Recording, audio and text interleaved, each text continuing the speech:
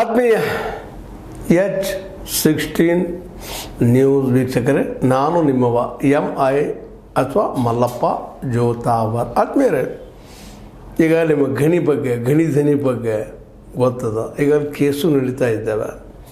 ಅವರು ಹೊರಗೂ ಅಡ್ಡಾಡ್ತಾ ಇದ್ದಾರೆ, ರಾಜಕೀಯ ಮಾಡ್ತಾಯಿದ್ದಾರೆ. ಜನಾರ್ದನ್ ರೆಡ್ಡಿ ಅವರು, ಅವ್ರ ಜೊತೆಗಾರರು ಇವತ್ತು ಸಹಿತ ಬಳ್ಳಾರಿ, ಚಿತ್ರದುರ್ಗ ಇರ್ಬೋದು, ಎಲ್ಲ ಕಡೆ ತಮ್ಮ ಕೆಲಸಗಳು ಮಾಡಿಕೊಂಡು ನಡೀತಾ ಇದ್ದಾರೆ, ರಾಜಕೀಯ ಮಾಡ್ತಾಯಿದ್ದಾರೆ.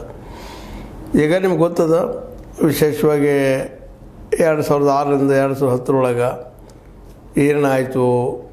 ಅದರಲ್ಲೂ ನಮ್ಮ ನ್ಯಾಯಮೂರ್ತಿ ಸಂತೋಷ್ ಹೆಗಡೆ ಅವರ ನೇತೃತ್ವದ ತನಿಖೆ ಆದಾಗ ಯಡಿಯೂರಪ್ಪನವರು ರಾಜೀನಾಮೆ ಕೊಟ್ಟಿದ್ದು, ಜೊತೆಗೆ ನಮ್ಮ ಜನಾರ್ದನ್ ರೆಡ್ಡಿ ಅವರು ರಾಜೀನಾಮೆ ಕೊಟ್ಟು ಜೈಲು ಸೇರಿದ್ದು, ಅಲ್ಲೇ ಏನೋ ಮಾಡ್ಕೊಂಡು ಹೊರಗೆ ಬಂದಿದ್ದು ಎಲ್ಲ ನಿಮ್ಗೆ ಗೊತ್ತಿದ್ದದು. ಆ ಸಂದರ್ಭದಲ್ಲೇ ಹೆಚ್ಚು ಕಡಿಮೆ ನಮ್ಮ ಯಾರಪ್ಪ ಅಂತಂದ್ರೆ ಲೋಕಾಯುಕ್ತರ ಉಲ್ಲೇಖ ಮಾಡಿದಂಗೆ ಸಂತೋಷ್ ಹೆಗಡೆ ನ್ಯಾಯಮೂರ್ತಿಗಳು ಅದಂಗೆ 16.9 ಕೋಟಿ ಟನ್ ಅಕ್ರಮ ರಫ್ತಾಗಿದೆ.